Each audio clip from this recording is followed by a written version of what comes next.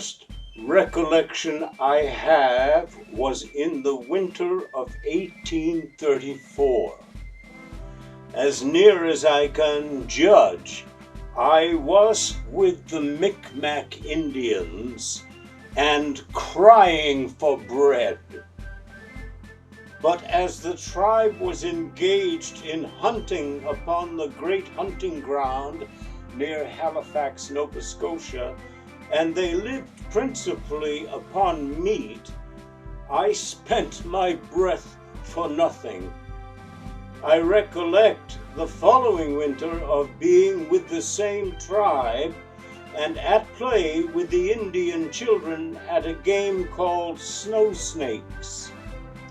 The snake, so called, is a piece of maple some 2 feet in length, about 4 inches wide, and like a sled runner, being flat and turned up at one end. The children would dig out a very narrow path in the snow upon some hillside, quite long, and then standing at the top, set the snakes down and let them run down the path. Sometimes they would jump out at the side of the path into the snow. Oftentimes they would stop, and the ones behind would often jump over them and bound on. The owner of the snake that went the greatest distance in the path would be entitled to the others. This little game I have played many hours, oftentimes barefooted, as they would take away my moccasins to keep me in. And when my feet were cold, I would run into the camp and put them into the ashes near the fire, which was would make my feet smart badly, and when warmed, run out again to resume the play. This tribe told me that my father was an Indian and my mother a white woman, and that they were both dead. And when this distinct recollection would sometimes flit across my mind, or a pale-faced woman would be standing by me, and at other times a little prayer that I was wont to repeat at my home would crowd itself upon my memory, but yet I could not remember a word of it. But nothing more than these did I remember. The spring following, I remember the using of a bow and arrow, and so expert had I become that I killed a partridge, a kind of called a spruce or a black partridge, which in that section of the country was very tame. I was so pleased with my exploit that I seized the bird and wrung its head off.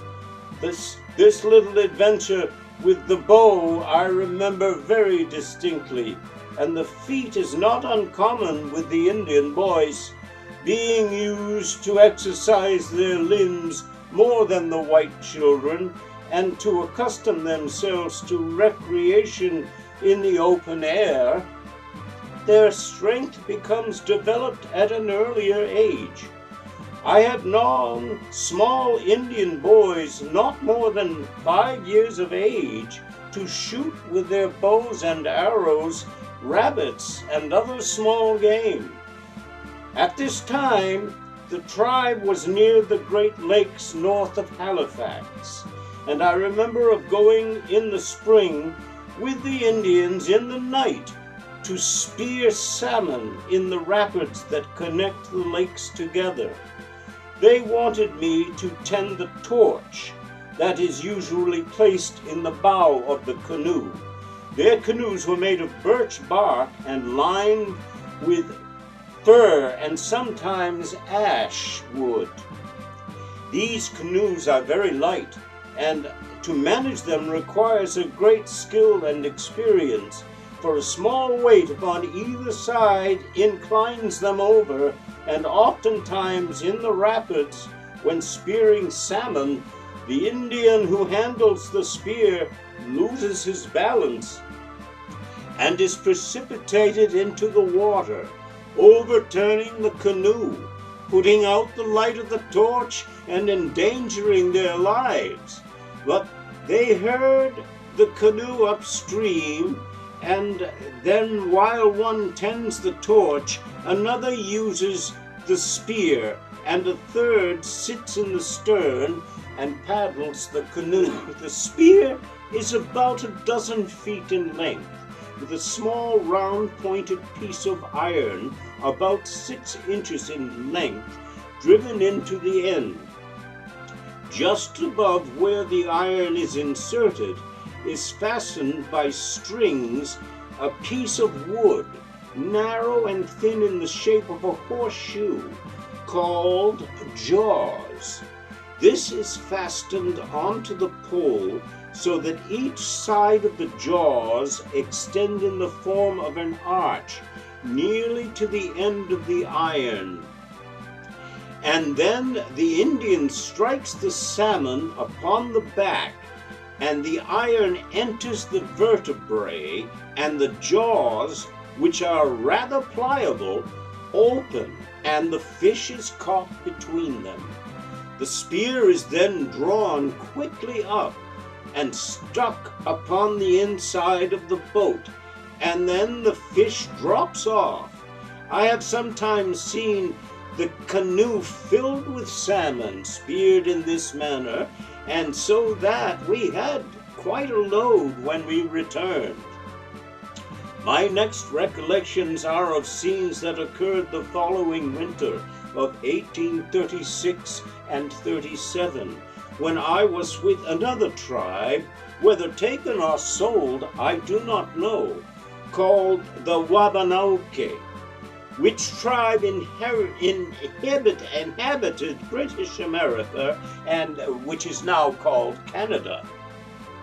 At the time of my remembrance, they were traveling on sledges drawn by dogs upon the snow, and we had great quantities of furs, which were collected in the winter.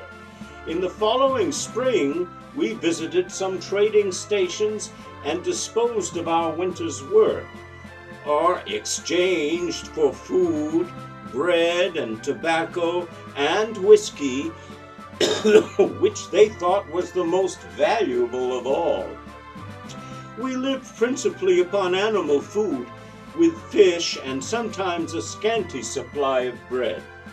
In the spring and summer following, I remember that we traveled such upon lakes and rivers, sometimes fishing, trapping, and occasionally shooting bears, sometimes upon the land, and at other times chasing them with canoes in the water. I remember that the tribe went north upon the Labrador coast, and that they had a skirmish with some sailors, and that one of our number was killed in the engagement. They buried him in the snow, covering him over with stones and throwing snow on the top. And I think at this time I might have been with the Eskimo Indians, as we lived in a stone hut, a kind of one they usually inhabit, lined with moss, and in the top a hole for the smoke to go out. This hut was a very comfortable one, much more than many that I have since lived in. They got into it. In order to do so, we had to crawl some distance through a narrow passage. In the winter of 1837, I was with the Wabanauke tribe, and they were engaged in hunting moose and other game. And that winter they secured quite a stock of furs, and the next spring they built canoes and went down rivers and crossed lakes until they came to a settlement of whites, where they disposed of their furs, or exchanged them for cloths and provisions, ammunition, and other necessary articles. In 1840, I lived with an Indian and his squaw and called them father and mother, and they belonged to the Micmac tribe. I think, told me about the same story in regard to my parents, that they said that the former Indians had. This Indian had no children, and the place where we were camping was near Amherst, Nova Scotia. I used to leave the camp and to go to the houses of the whites and play with children there, and at one house I used to go to a daily visit to get milk, and there was a white lady who took quite an interest in me and taught me the letters of the alphabet. I had quite a privilege while I was with these Indians, for I went over to this lady's house and studied the alphabet, and while stopping there, I learned to read a little. Some days the Indians would load up a sled with baskets, pails, and fancy articles, and harnessing in a couple of dogs, I would go and sell them in the white settlements, starting early in the morning and be gone until night, when I would hurry back to the camp. This tribe used to make something at repairing tubs, etc. And they also made some very fine, fancy boxes out of porcupine quills, dyed different colors. I shall always remember of the kindness of the white lady, although I do not know her name.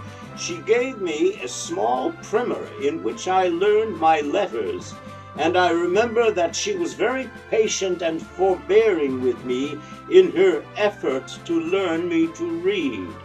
And I was very reluctant when spring came to leave the place where I had found such a kind friend.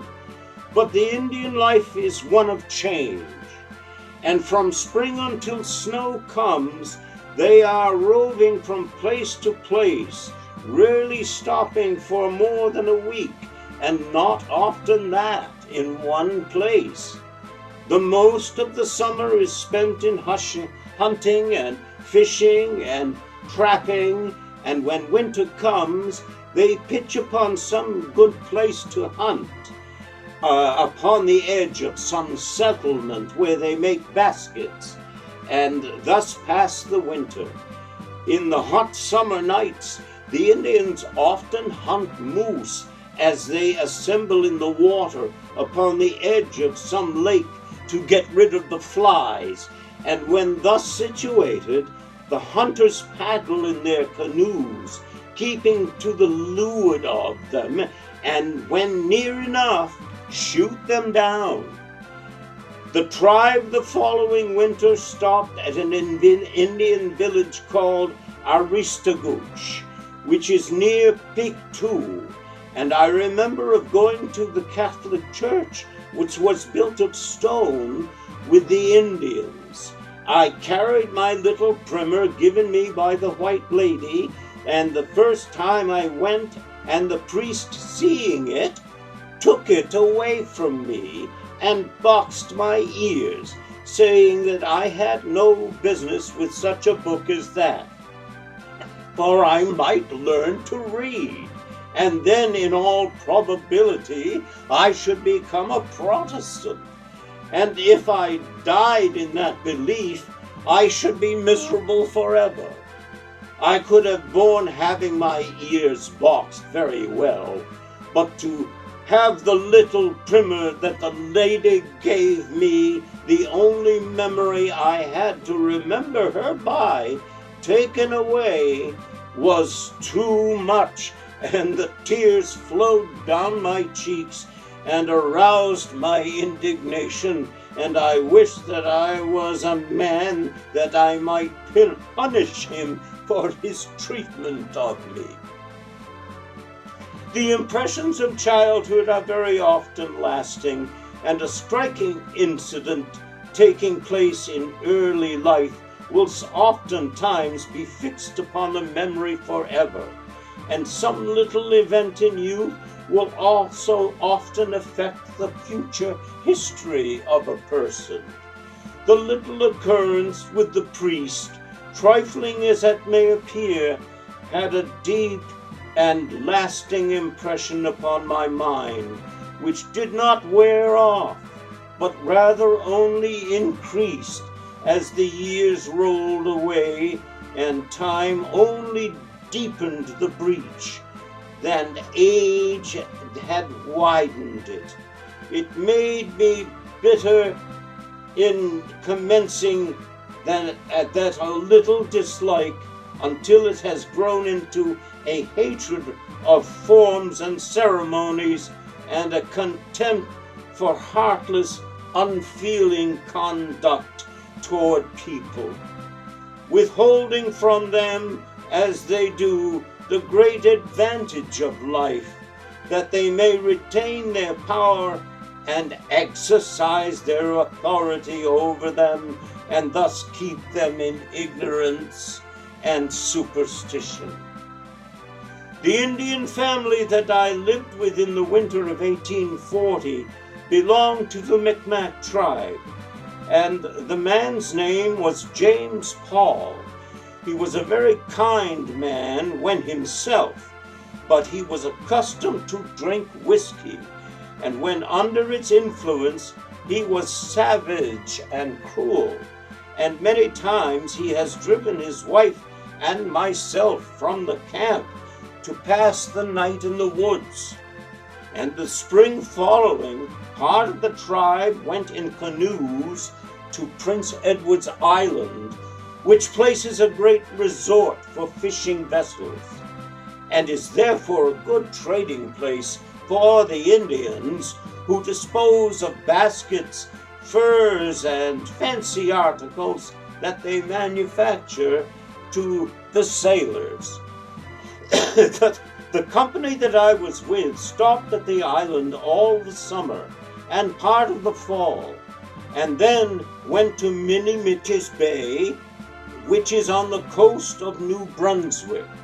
The company stopped there through the winter months, making baskets and coopering and hunting, etc., and they traveled from this place into the spring to Londonderry in that head of the Bay of Funday, going by the distance of land and then water, and camping as they went along.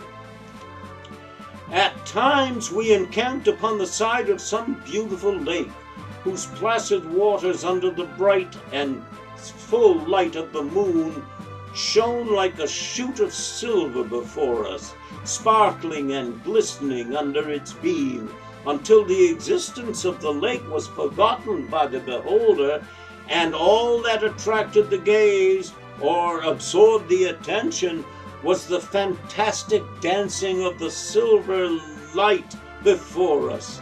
Anon a gentle breeze sweeps silently across the waters, ruffling the bosom of the lake and causing belts of silver light in continuous lines to extend from the shore as far as the eye could discern in the distance, but never varying. This would last but for a moment, and when the scene would change and the lines part, and light intermingling with light, until it softened down into one broad expanse and mingled together, and the broad lake would be covered entire with its silver coat again, to be broken by the playful winds that swept across its surface.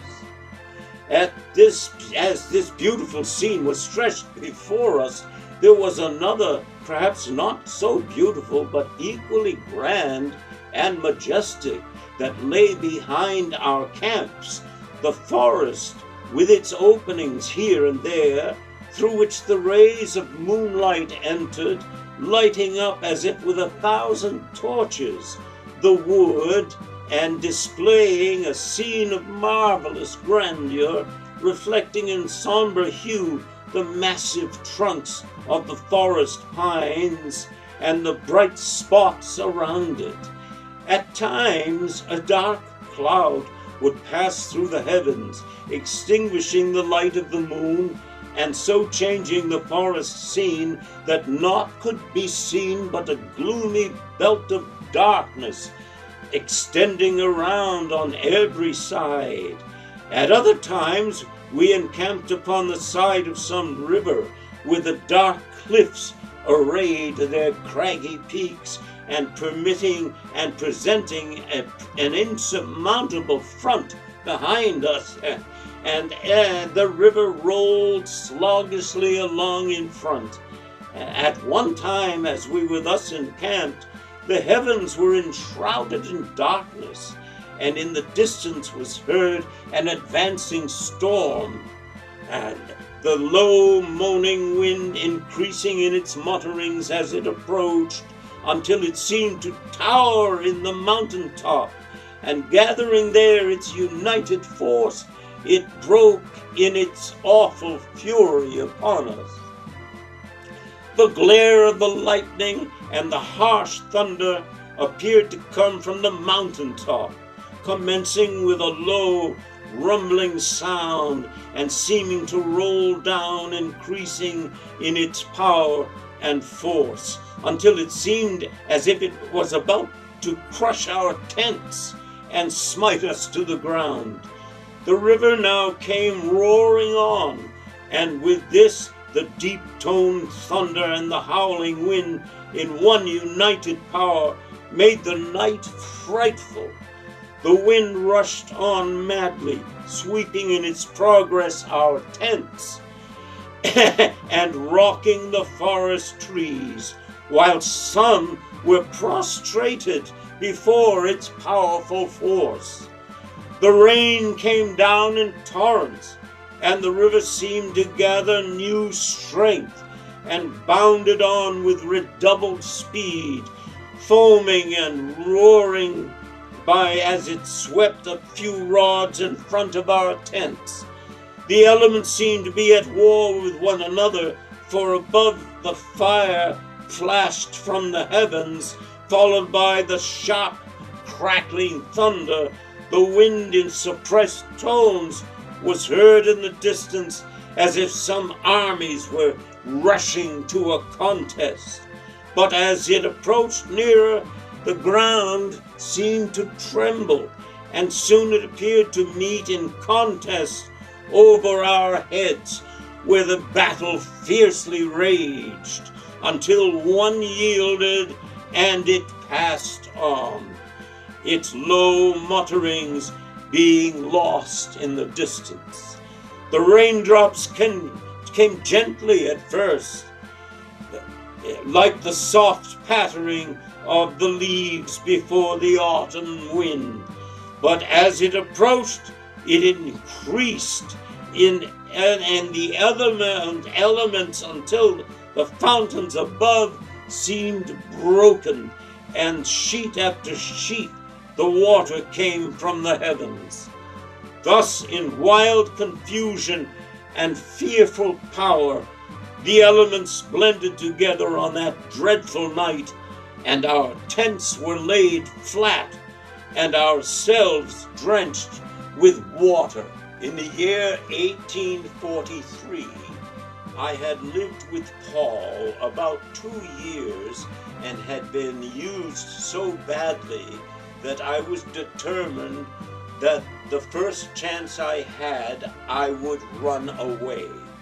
An opportunity soon presented itself, for one night, when Paul was under the influence of liquor and in an excited state, he pulled down the tent, and his wife took refuge in a neighboring house, where we were not with the tribe, so that I ran and hid myself in the woods until about midnight, and when I went towards the tent, I found that Paul was asleep. I thought that this was a good opportunity to escape, and I started off for Truro, which was about 30 miles distance. I traveled that night upon the road, keeping upon the alert, fearing that Paul might miss me and start after me.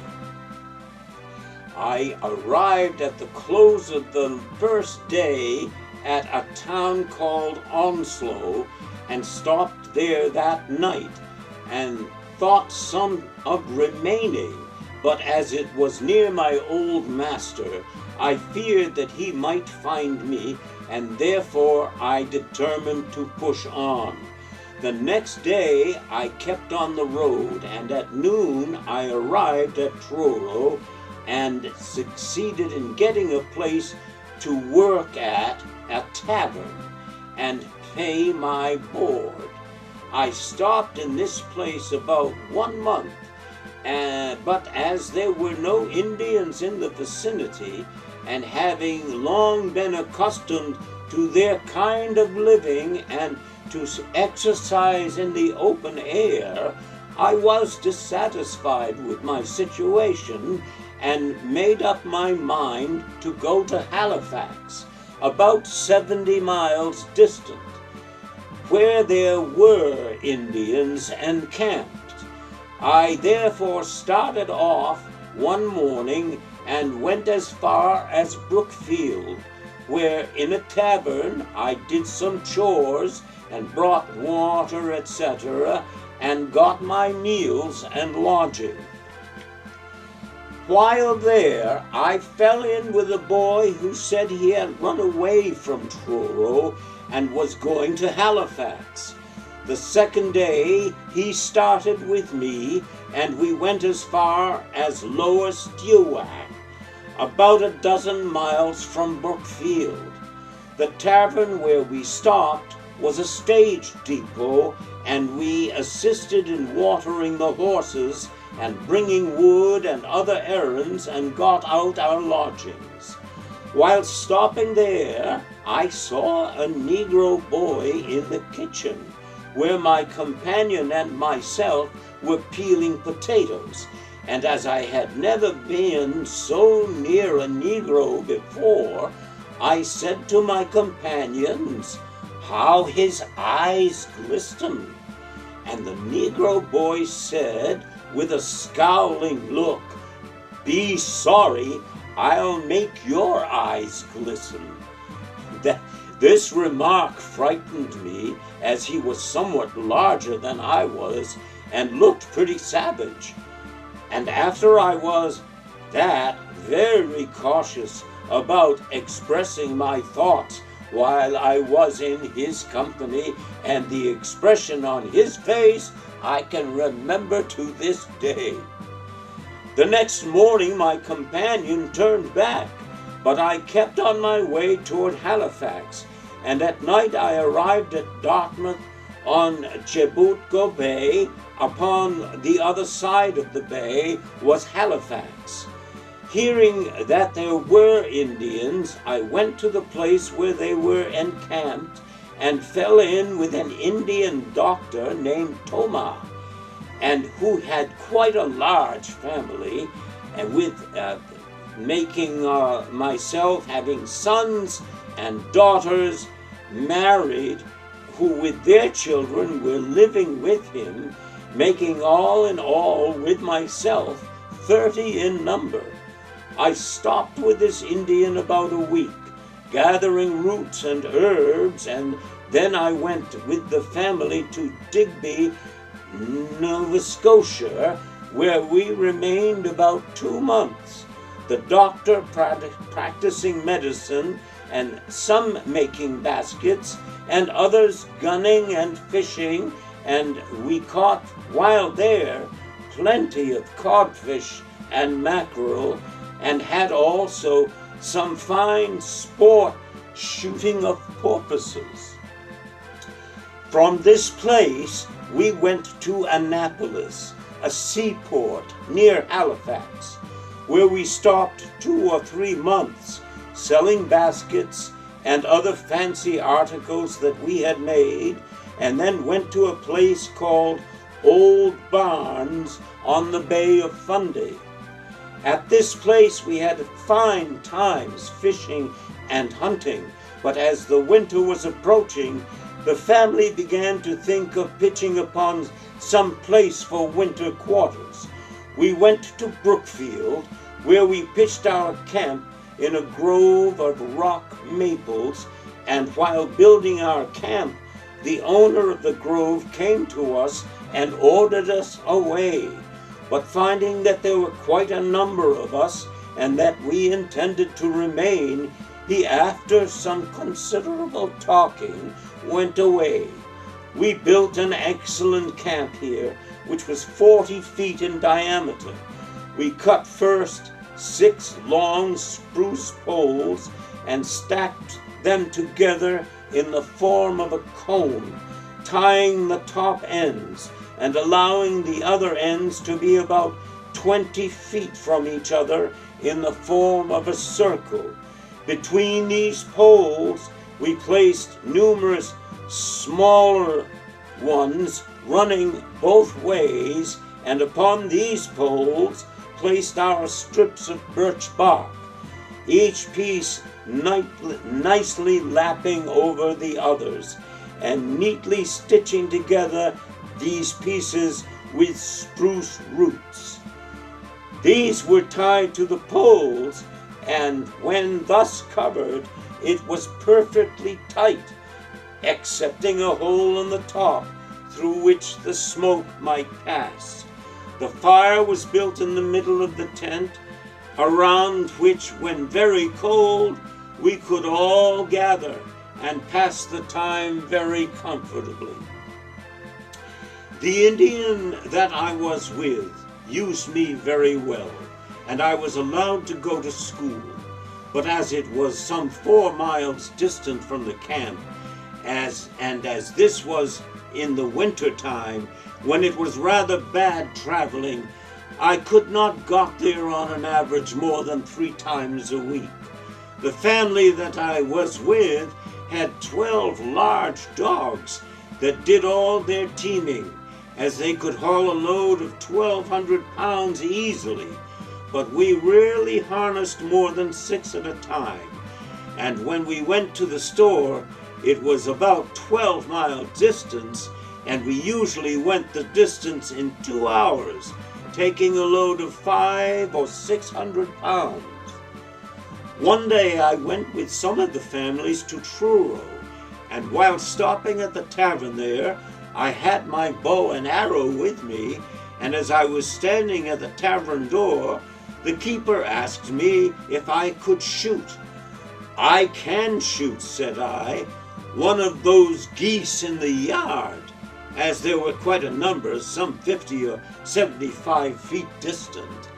"Well," said the keeper, "my little fellow, if you will knock over one of those geese by striking him in the eye with the head of your arrow, the goose is yours." I agreed to the proposition, and taking aim at one of the largest of the flock, I let an arrow fly, and the point of it struck the goose fairly in the eye and knocked him over. I ran and picked him up and was going off when the keeper started after me to take it. But finding that a number who had gathered around were in my favor, and said that if he took the goose, they would take it from him and give it to me, he came to the conclusion that discretion was the better part of valor, and left the field, whilst I marched off, feeling rather proud of my game. We moved from Truro to Pictou, and from thence we went to Aristogouche, and then to Iskakomich, an Indian village. In the winter we camped at Pictou, trading and manufacturing different kinds of baskets which we sold to the whites. In the spring we camped on the Johns River, where we caught shad alewives, smelt, and other fish, and traded off quite a number of baskets. We next went to a town named Wallace, stopping there all the summer, where we hunted, fished, and manufactured baskets. In 1846, we stopped at Cape Breton Island all the winter, most of the time making baskets and porcupine quill boxes. The fancy quill boxes are very pretty and make a beautiful ornament and sell from $1 to $15. And we had some fine times while in this place, hunting moose and shooting quite a number. The following spring, we went to the Gut of Console, where the fishermen put in to get provisions, where we proposed and disposed of quite a number of our winter's work. We stopped all the summer and late into the fall, trading with the fishermen, and then we went in our birch canoes around to Halifax and camped near Halifax Hill, there making baskets and quill work. I had at this time some money that I had saved up, as I had been pretty busy the last few winters making and selling work. I had been more saving of my money than many of the company, who only prized their money for the time being. When money I had expended for baskets and fancy work, which I bought of the Indians, besides this, I had a number of things given to me, and packing them up, I went with a nephew of Thomas to Boston, taking the steamer and arriving there in March 1847. After arriving there, we went off and got us a boarding house and had our things moved to it, and commenced to sell out our stock by standing on the common and selling to passers-by, and at other times going from house to house. I have been very rudely treated in some places, having the door shut in my face, and a very polite way some people have of ridding themselves of intruders, as they think all persons are, who call at their habitation to dispose of anything. The man that I came to Boston with was a fast young man who looked upon money in no higher light than what habits or passions it might gratify. And as I had not accustomed myself to many of the habits which a large portion of the Indians and which my associate had, he was not a very congenial companion. We boarded together and our things were packed together. We had been in Boston but a short time when the young man, finding that he had some monies and that he was doing pretty well, thought he must have a little enjoyment, and therefore one day he hired a team, and taking a lady with him, went to ride out to Roxbury. But having imbibed too freely of fire water to manage the horse with skill, he drove him into a carriage which frightened the animal, and he started off at a fearful rate. But the carriage, striking a team, it was overturned and the occupants thrown out.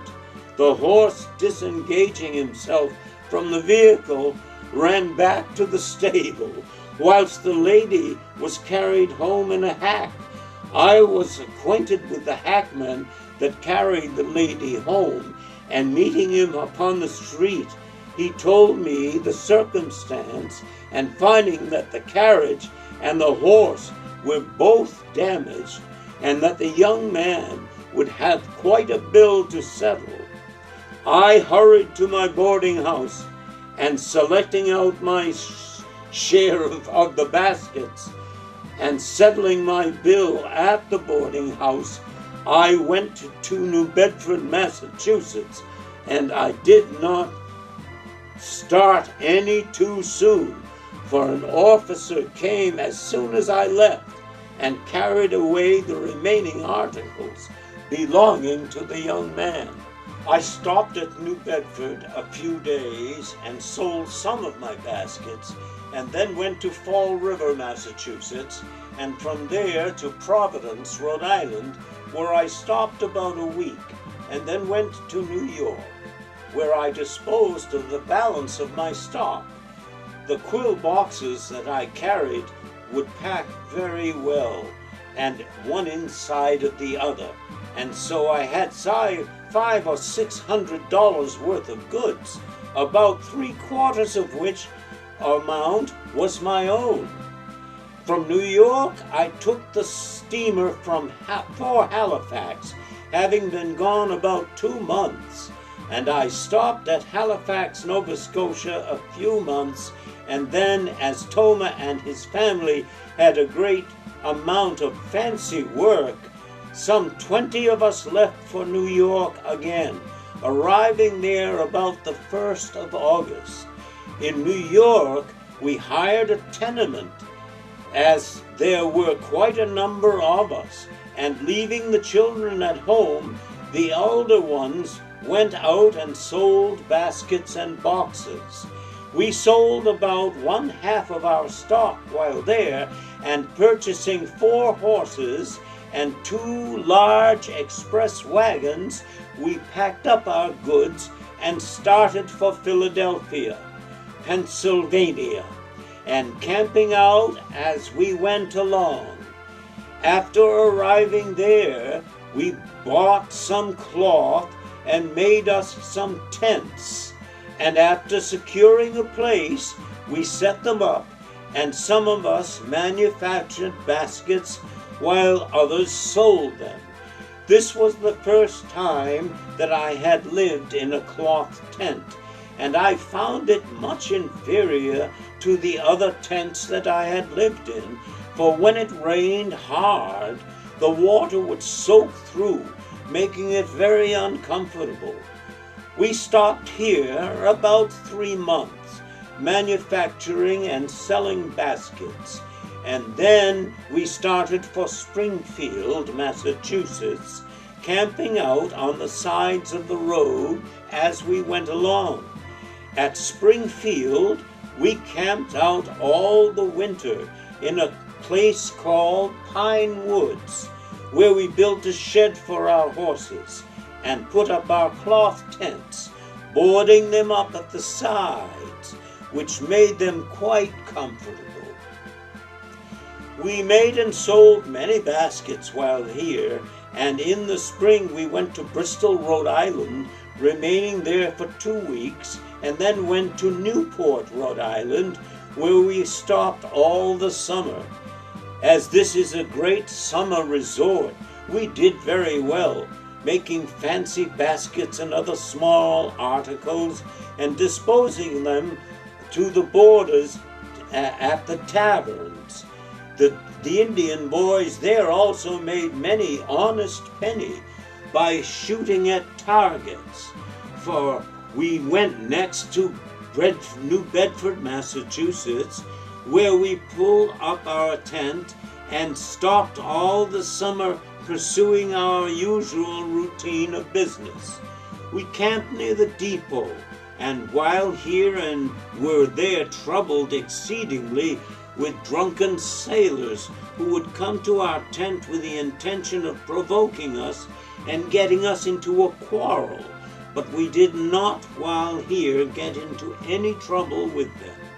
We went next to Roxbury, Massachusetts, camping on the back of the Catholic Church by the consent of the priests, who are generally pretty accommodating to the Indians, knowing that they are mostly Catholics. And We stopped here about 2 weeks, and as we were troubled by the Irish so much that we could not eat or sleep, as our tents were surrounded by quite a number of them at all times. And so then we moved to Boston and pitched our tent upon the common, where we sold many baskets and made something at shooting of money. We next went to Lowell, Massachusetts, and camped on Pine Hill, where we made a great many baskets. While here, we were troubled greatly with Irish. Very often they would cut our tents and in various ways endeavor to provoke a quarrel. In the fall, we went to Boston and hired a house in Endicott Street, where we stopped all the winter, Toma practicing medicine and the others making baskets and selling them. The company did well while here and made considerable money, but for myself I fared rather poorly, for when Toma and his family left Halifax for New York, I lent them what money I had, as the fares for the company with their bill for baggage amounted to some $500 or $600, and I did not have very good clothes and no spending money, and although I had to work quite hard in making and selling baskets. And whilst brooding over my hard life one day, I was passing down Washington Street. I met an Indian who accosted me and asked me if I'd ever traveled with a company giving entertainments. I told him I had never traveled with any company, but had often danced for the amusement of the people, and he said that he could give me a chance and would pay my fare to New York, where we should hear in regard to the rest of the company. Thinking that I could better my condition, I left Toma without his knowledge, leaving what things I had behind, and went to New York in company with the Indian who was called Frank Loring. And when we arrived at New York, Loring found a letter for him from Old Town, Maine, where he had written to obtain some actors. He received word that there were some Indians belonging to a company that had just arrived there, and that he wished to secure them, he had better come immediately.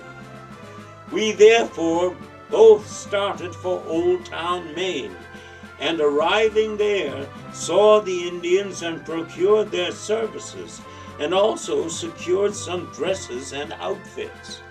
We also purchased a couple of young bears that were put under my care.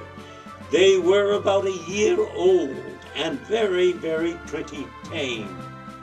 They were put in a car for Bangor, and after arriving there, were put on top of a load of goods to carry to the boat bound for Boston. They were fastened upon the top of the goods by a chain, fastened to a collar that around their necks it went, and at the end of the chain was fastened to the load. One of these bears was very uneasy and would jump from the top of the load and hang by the neck, which was exceedingly provoking, and I got somewhat displeased with his proceedings, as I had put him back a number of times, and I therefore took him into the road and gave him one or two good kicks, which had made him growl rather fiercely. But there was a gentleman passing at that time who was somewhat afraid of Bruin, and he said that I had better be careful, and I turned to speak to the person, and as soon as my back was toward the bear, he struck with his paw, tearing my pants and scratching my leg rather badly. I put the bear on the load again and hurried to the boat, where I attended to my wound, which was not so bad as I had first anticipated, although one of my moccasins was nearly full of blood. These two bears were unlike each other in their dispositions. One, the male, was very kind and gentle and behaved with great credit to himself, and the other was just the contrary. When whipped, she would crouch at my feet and appear very penitent, but the moment my back was turned, she would bound savagely at me and endeavor to strike with her paws, but I was very careful to be beyond her reach before I could turn my back upon her. I had the control of these two bears, and after taking care of them a short time, they would allow no one else to come near, and quite a friendly feeling sprang up between us, especially between the male and myself, as he was exceedingly fond of me. The female never got over her snappishness, and whenever near her, I had to be on the alert, for the instant that my eye was off from her, she would strike with her paw. As soon as we arrived in New York, we commenced to travel. The proprietor's name was Horn, and Loring acted as agent for the company, being there for 12 of us in number. Our tent would accommodate some 3,000, having a stage and curtain at one end, and that is where we performed. We were performing one day in Wilmington, Delaware, when our seats broke down, but fortunately not killing any person, nor seriously injuring any, but frightening the whole audience. The moment after the seats broke down, the people made a rush toward the stage, intending to mob or frighten us. Big Frank, as Loring was called, who stood 6 feet and a half in his stockings, had just finished his part in a play wherein he represented an Indian warrior, and therefore was dressed in full costume. When the crash was heard by him, he was in the act of taking out some dresses to perform the part of Captain John Smith in the play of Pocahontas, and hearing the tumult and the noisy crowd crying, "Put them out! Put them out!" he came upon the stage, the rest of the company following him, and asked the audience to make a passage for him and the company to the door. Big Frank was finely formed and of massive proportions, which gave indications of Herculean strength, and being painted in the Indian style, he looked extremely savage, and while the tall black plumes in his headdress gave him the appearance of being somewhat taller than he really was, the audience was rather awed by his formidable appearance, as he carried a huge sword in his hand. But the crowd behind pressed upon those before them, and thus forced, they came pressing madly on around the stage. At this point of the proceedings, I came upon the stage, and not being accustomed to have the audience so near, they growled. The two bears I led around the sides of the stage rather savagely, which cowed the front ranks, and they began to fall back. Big Frank, taking advantage of the falling back of the crowd, sprang upon a seat in front and demanded them to open a passage. The audience swayed to the right and the left, and he passed on, followed by the others, who were all well armed, and the leader passed on, and then came along the others, and the audience seemed disposed to gather a little closer, but I followed in the rear, leading my two bears, one on either side, who growled fiercely at the noisy demonstrations, as they did not wish to be embraced by the natives of the forest, as they would likely be to hug rather closer than to be agreeable, they very wisely fell back, and we passed safely out. We reached the street, and as soon as we were out, the audience quickly followed us. The tent soon cleared out, and we went back and repaired the seats, and opening the door, we soon had our house full and gave another entertainment without any trouble. After traveling with this company a few months, it began to run down, as we, the actors, could not get our pay, and the proprietor proposed that we should take stock in the concern. I was to receive $2 a day and traveling expenses, as the company was owing me some considerable amount. I took the young bears, and as I was the only one that could take charge of them, the bears were set off and sold for $40, and after traveling a time longer, I did not get my pay, so I took a horse from the concern for $70. The company still continued to run down, and having an opportunity to dispose of my bears, I sold them for $150 and my horse for $60, and then left the company. My bears, which I parted with rather reluctantly, were afterwards sold for a much larger amount, and are now, I believe, with Howe's caravan in England.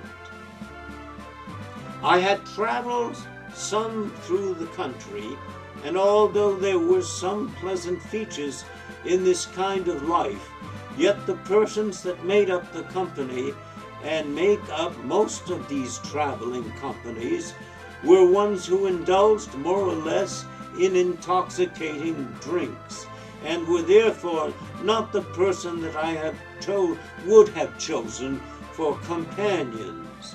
I had not been accustomed to indulge in this habit, and therefore I did not join in all the frolics that they had. I was set down as a mean fellow, and looked upon in a rather contemptuous light by them. I was therefore glad when an opportunity presented itself for me to take myself out of the way, and although there were some noble-hearted, generous persons among them with whom I have passed many pleasant hours, I chose to leave the company.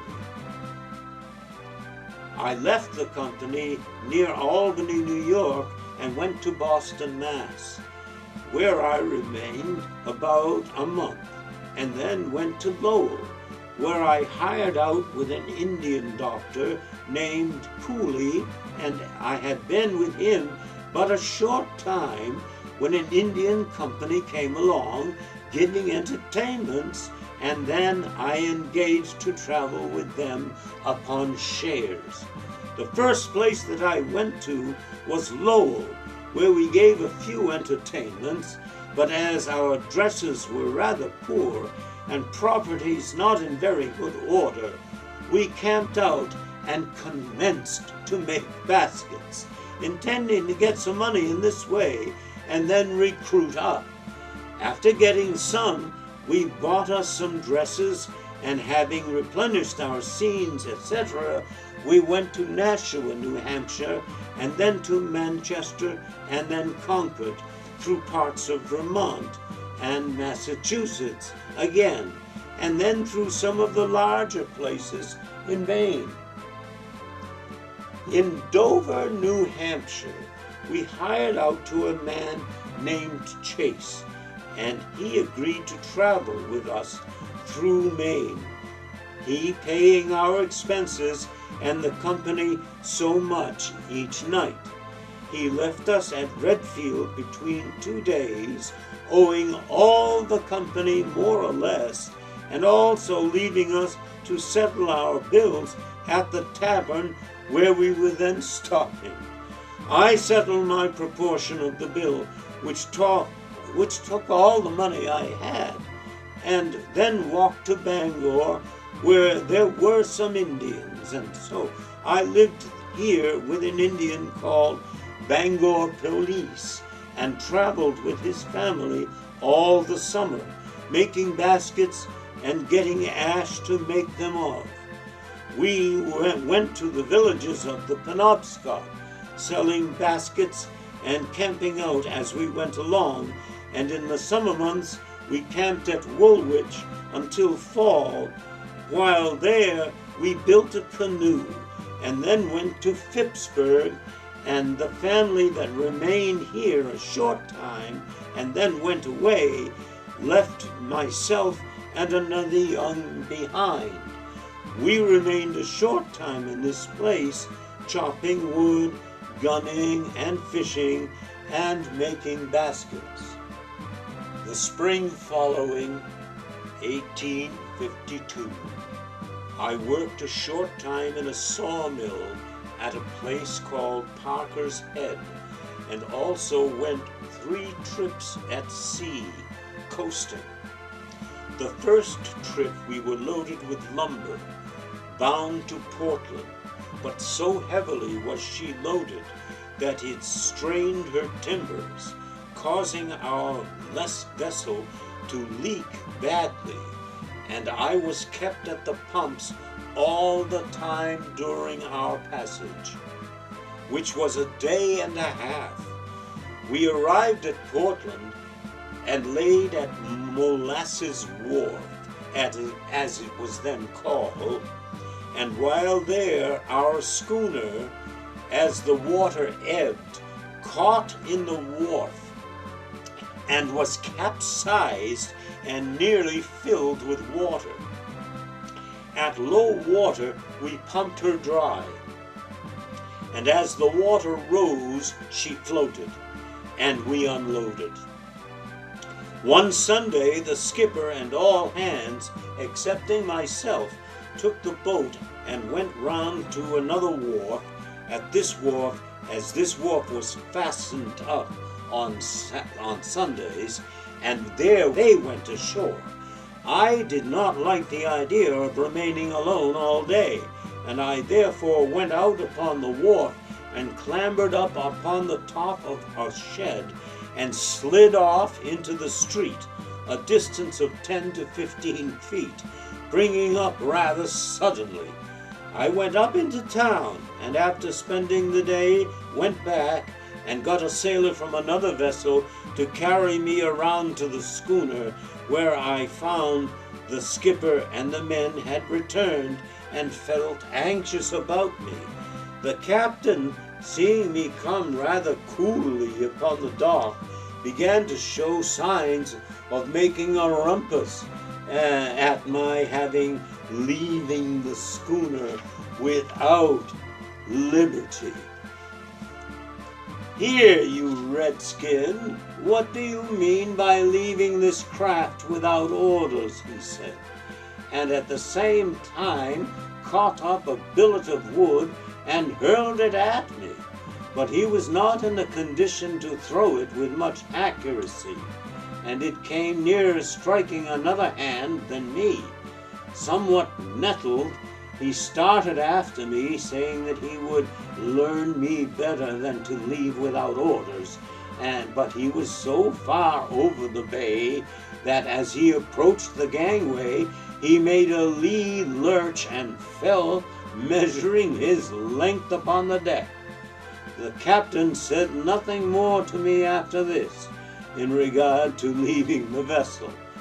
The day before we sailed, an Italian came on board with images of plaster to sell, and taking his load from his head, placed it upon a board on the dock.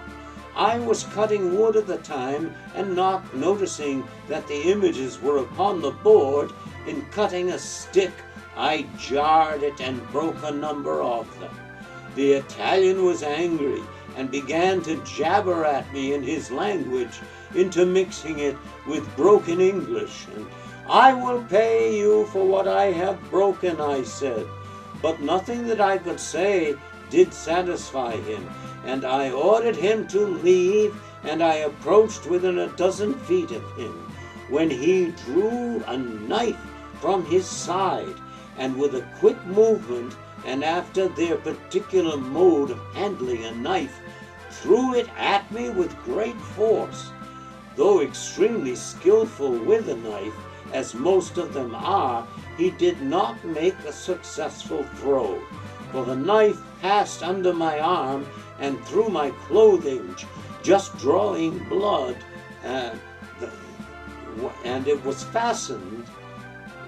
The knife that he threw had a short chain attached to the end of the handle, and to this chain was fastened a silken cord, and he then, at this cord attached to his person, he seized it and broke the cord, and I threw a similar one, but I sprang aside as he threw it, and he seized again and broke the cord, and taking a small bullet of wood, I demolished his images in a much shorter space of time that I am telling it, and was just about to damage himself, when the crew, hearing the noise upon the deck, came running up from the cabin, and the Italian, seeking them, jumped onto the wharf, saying as he left that he would send the police down and make me pay for his images. But I saw no more of him. We sailed the next day for Parker's Head, and as most of the crew were in drink, we did not have a very pleasant voyage. When sailing up to Parker's Head, the order to down the sail was not given until rather late, as we had on a strong headway, and blowing fresh, we went up to the wharf, as the saying is, fluking. The captain ordered me out on the bowsprit to fend off, but finding that it would be entirely useless for me to attempt to stop her headway when her bowsprit came over the wharf, I jumped off. The vessel went up with a crash, breaking the jib boom and the bobstay and injuring the wharf and schooner somewhat. As soon as I jumped off, I ran up to my boarding place, knowing that the captain would bluster and swear at me, leaving him and the crew to fix things up as best they could. My next trip I went in a schooner loaded with lumber bound for Boston. We had no sooner got underway than we experienced a heavy gale, and when we first sailed we anticipated a pleasant trip, but we were soon disappointed, for we had not run many miles before signs of a storm were apparent, and the first indication we had was a dead calm. Our sails hung loosely to the rigging, and we were almost stationary in the waters, but whilst the clouds began to gather in the heavens, and the waves in the distance we could see were capped with white. The wind now could be heard moaning far off, but approaching toward us, and there was very much an indication of a severe gale. The captain gave orders to close reefing and secure the hatches, and the order had not been more than carried out before the gale was upon us, but we were prepared.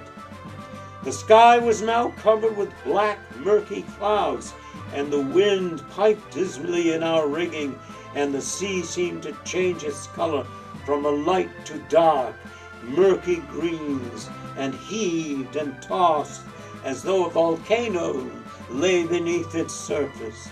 And the wind, as it struck the vessel, it bore her swiftly through the waves, continuing thus for some 8 or 10 hours.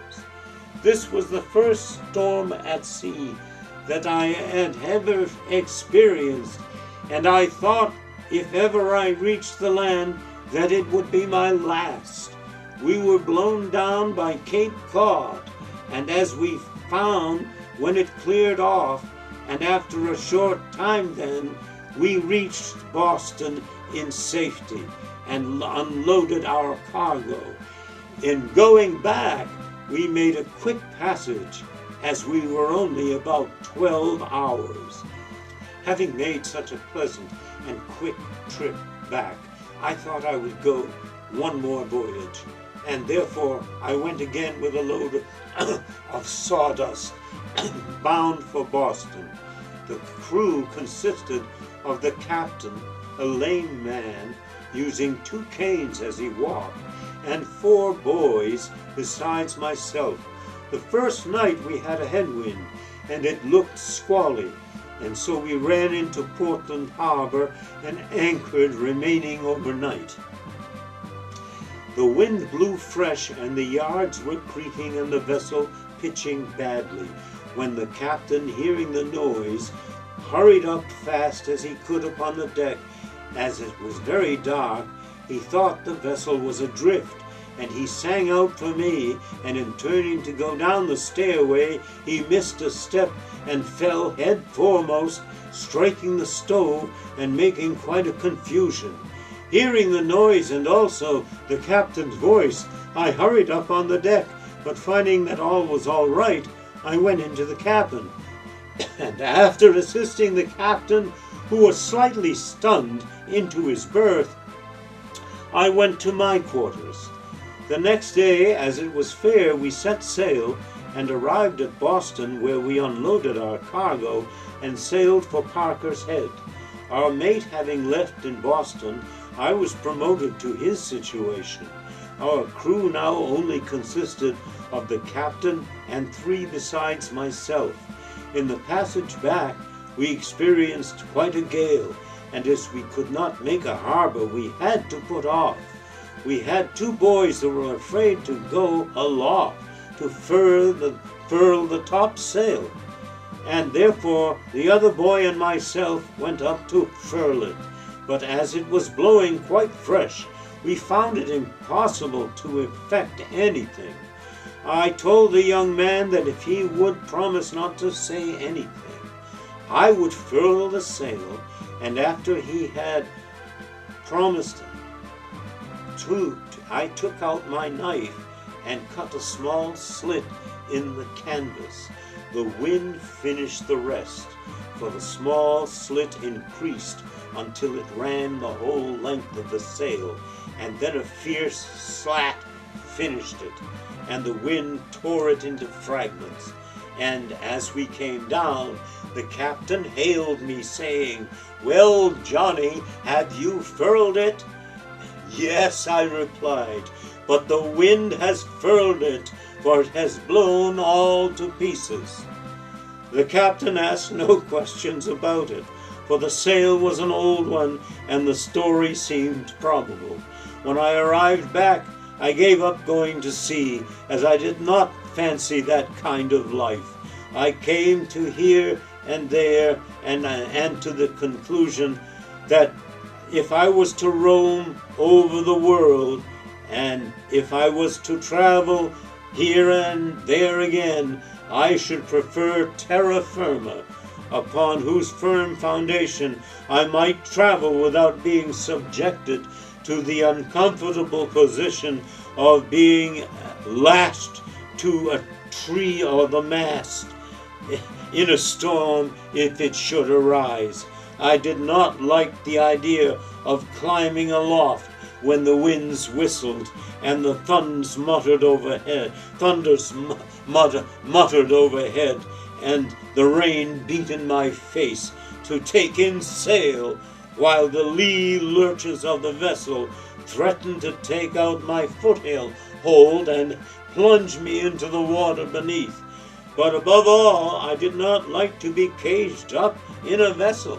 I had been so used to hunt in the woods, to glide over the lakes, and to go wherever my fancy turned, that I could not give up these privileges, which I am used to enjoy so much, and therefore with no reluctant feelings I bade old ocean adieu. I took the steamboat and went to Bath, and from there went to Boston, where I hired out with an Indian doctor named Peters, I went with him to Nashua, New Hampshire, where he was practicing, and stopped there a short time, but as he wished to do a larger business, though he was now doing well, we went to Boston and took rooms at the American House on Hanover Street. We stopped here some 6 weeks, but as he did not do much business, we went to New Bedford, Massachusetts, and there stopped there all the summer and part of the fall of 1852, doing very well. I used to make out his bills and collect them and distribute his circulars, and sold medicine for him. And while there, we had a camp, the office being at one end and we lived in the other. The doctor had a wife and 1 child, and I left the doctor in the fall and went to Boston, where I formed the acquaintance of an Indian doctor called Peel. He was well educated, and having graduated from Hanover College, and was a very quiet and mild man, and I never, except upon one occasion, saw him excited, and as at that time was connected with myself, I will relate it. One day the doctor was out, and I was handling over his dentist instruments, and wishing that some man would come in and wanting a tooth pulled, that I might practice upon him. And when I happened to think that the doctor had a skeleton in a box under the lounge, the skeleton was one that he prized very highly, as it was a female skeleton and had cost him quite a sum, but that was immaterial to me. I pulled the box out and found upon examination that the teeth were perfectly sound, and thinking that it would be a good chance to get my hand in, I took a pair of forceps and attached them to one of the teeth, which I extracted, as I thought, in beautiful style.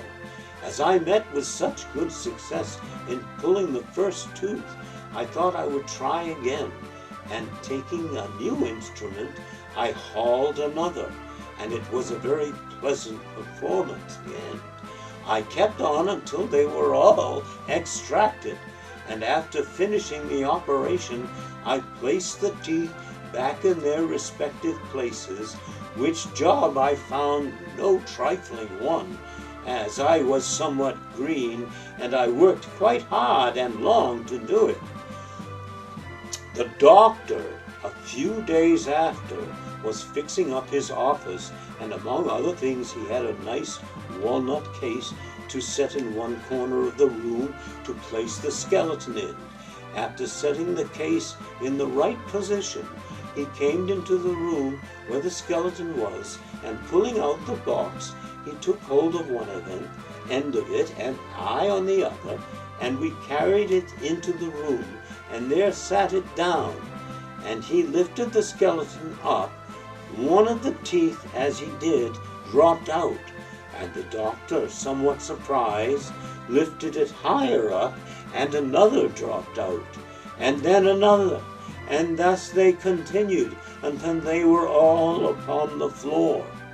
The doctor dropped the skeleton in a large rage, turning around, saying, "John, what does this mean?" But he did not stop for an answer, but seizing his hat, left the office, and did not make his appearance again until the next morning. I did not blame the doctor for being somewhat angry, but I could not refrain from laughing, for some time after he went, I went and got the mucilage and firmly inserted the teeth, and then procured some wire and fastened the skeleton up in the case. And when the doctor came in the next morning, he seemed very much pleased at the appearance of things, and I did not hear a word in regard to it afterwards. I stopped with him until the fall of 1853, and then went with some medicine upon a visit to Oaktown. There I remained some 6 weeks, and then went back and found that the doctor had left the city, taking away with him, besides what he owed me, some $75 worth of medical and other works. This was quite a loss to me, as the spare money that I had I used to expend in books, and I had managed by economy to get quite a number of books together in a library, and now my library and the work that I had been a number of years accomplishing was overthrown by the doctor. Well, I heard a short time after that he went to Philadelphia and was practicing medicine there.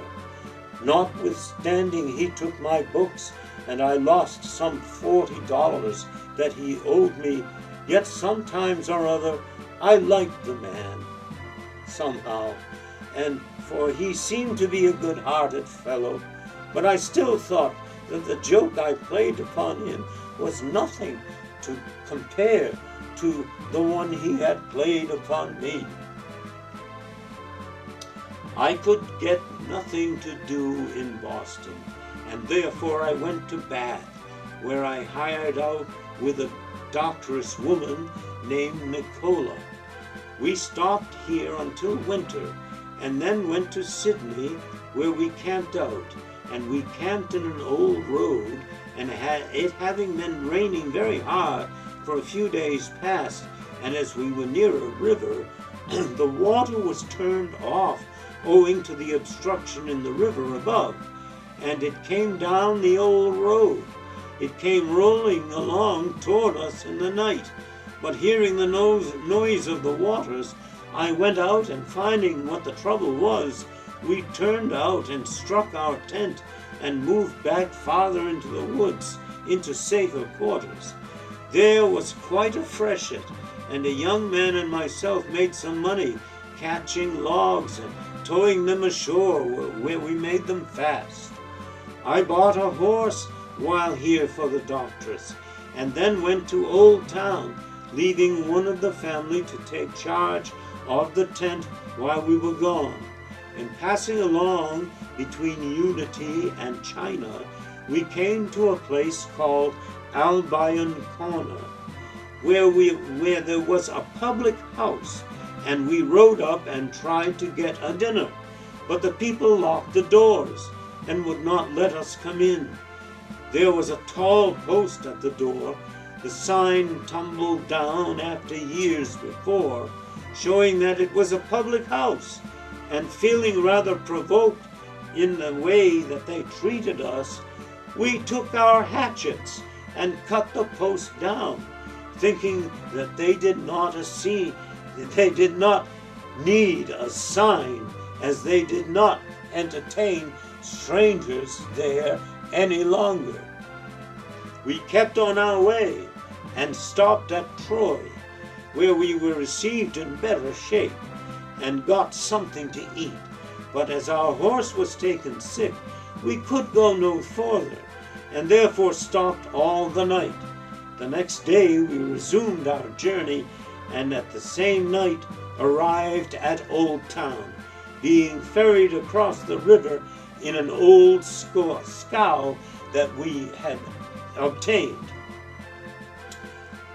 We stopped at Old Town about 6 weeks, and had some fine times, gunning and fishing, and while there, and then some 20 days, 20 or more of days, and 20 of us or more would go on a moose hunt. Sometimes we would chase them into the water, and then paddle our canoes up to them and cut their throats, which is easily done in deep water.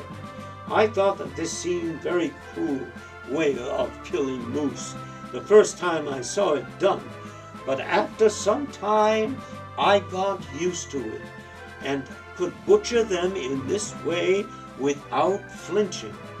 We went back to Sydney, and there hired a house and stable, and the family made baskets while my mistress practiced medicine. We did very well there, and one day while I was at Sydney, my mistress loaded up a pung with baskets and sent me off to sell, but was somewhat afraid that I should run away, and therefore just before I left, she said, "You won't bring my baskets back, will you?" "What? I hope not," I said. "I want to sell them." This quieted her, and I started off and was gone for 4 days, going through a number of villages. But a storm coming up on the 4th day, I hurried back, not quite selling out my stock. One of the boys being taken sick, part of the family went to Old Town and with the sick boy, whilst myself and 2 others with the doctors remained. We remained in Sydney making baskets until February, and then we started for Old Town. It was dreadful cold the day we left, and we had been on the road but a short time before it began to storm. But we kept on until we came to a tavern in China, and there, but we could not get put up, as the keeper said the house was full. It seemed faster than ever, and it seemed to grow colder, the storm, but we had to go forward, and after some time we reached Albion Corner, where the people had all gone to bed, and we could not rouse anyone, and we had to keep on. The snow had drifted badly, and we made but slow progress, but we soon came to a house there, and there was a light burning within it, and within some little cheerfulness, though we were nearly frozen, we drove up to the door, and there were 4 in our company, the doctress and a child, myself, and another young man, and we walked along by the side of the house, as it had stormed so fast that the road was full of snow. We went up to the house in a bad condition. As to myself, I was never colder, and the doctress was crying, she was so cold, while the little child was wrapped up in the buffaloes, so that she did not suffer much. And yet, suffering as we were, they refused us admittance.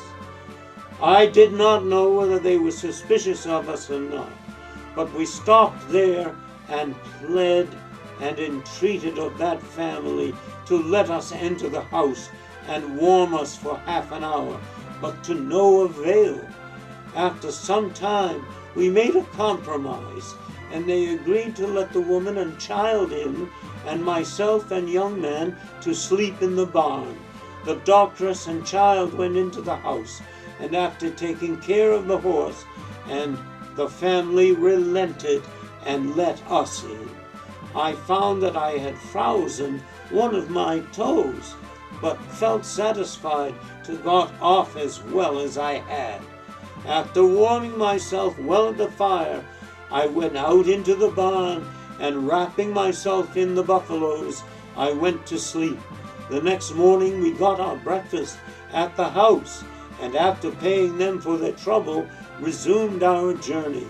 But the road was in such a bad condition that we did not make much progress that day, on going only as far as Dixmont, where we stopped overnight, and the next night we arrived at Old Town, crossing the Penobscot River on the ice.